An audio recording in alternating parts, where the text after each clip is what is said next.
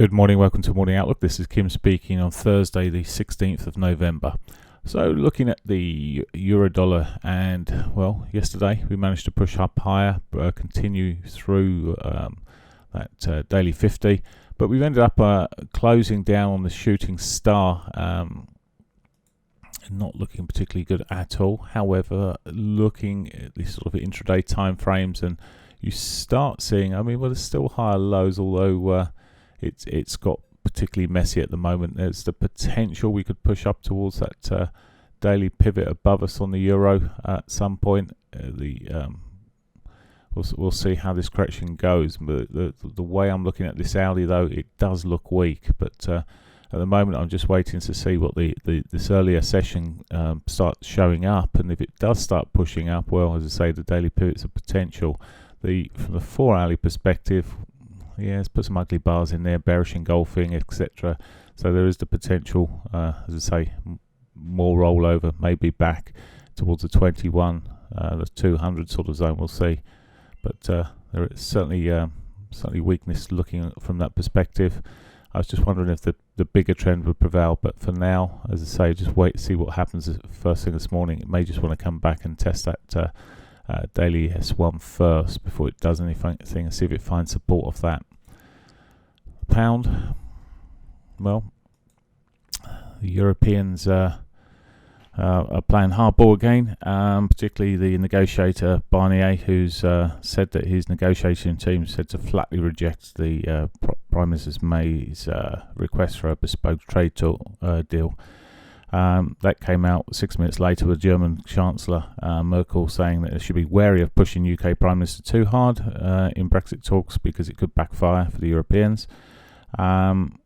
We'll see what happens, but there's an acknowledgement, at least in some quarters in Europe. Unfortunately, the fella is far too biased.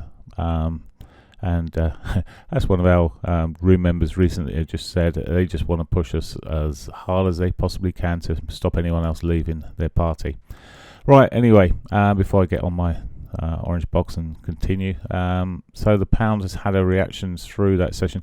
Yesterday it held up in a particularly tightish range there. It didn't even fit the overall range of the previous day. It didn't even. It got stuck in a range for a long period through the Asian session. There you go. 60-minute chart shows it all just pipping up and down, not really doing too much at all. And then it's as it happens, it did come back almost to test the previous day's lows. It's now, we'll see how it runs. I do wonder the way it's been holding up, whether it will push back into this previous range. I won't say at the moment, but there's certainly a possibility from that. If the US dollar it's a mess and it's range bound.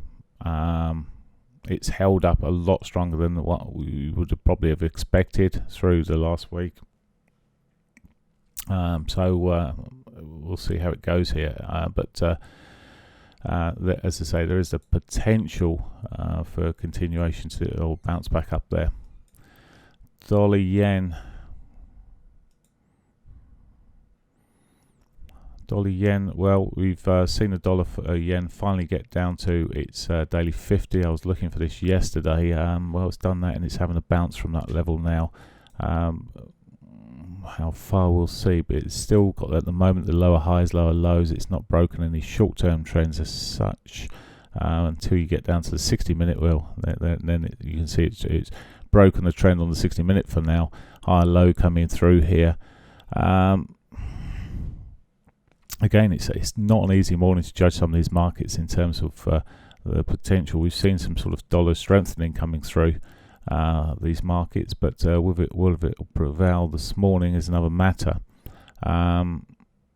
It's again here. Well, if we push on through, may push up towards the 200. Let's put this into a 60-minute chart. It'd be better. That's better. The 100 even.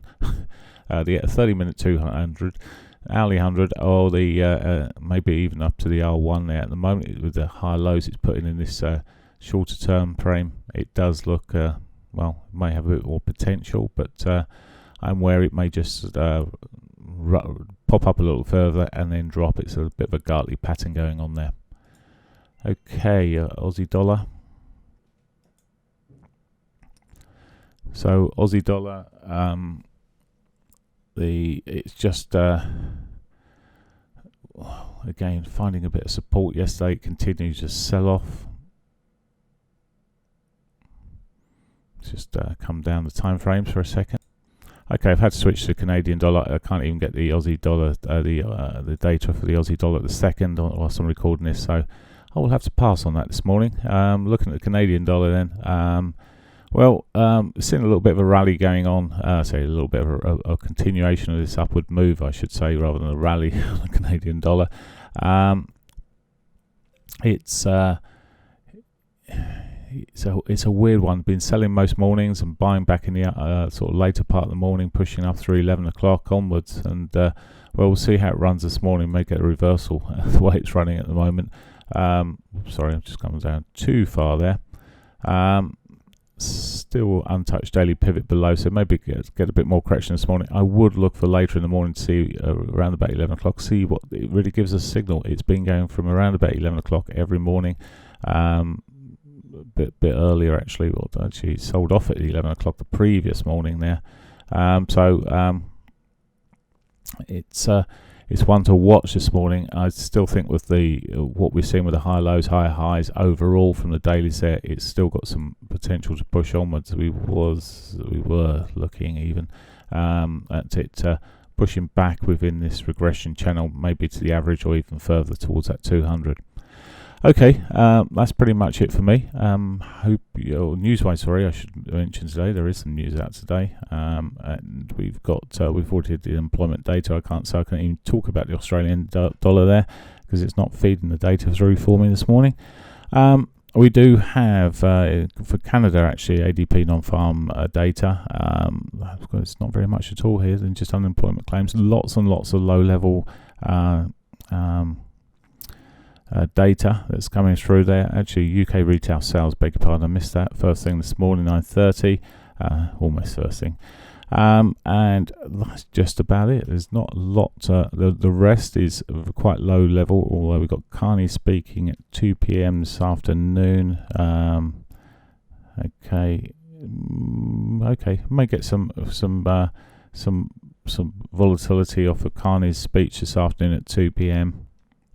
They will be pushing. There are questions expected. There will be, but it's public schools. But we'll see. They may get pushed a little bit from those schools to see about interest rates. We've got Kaplan and FOMC members speaking later then, but that's really quite late. So there you go.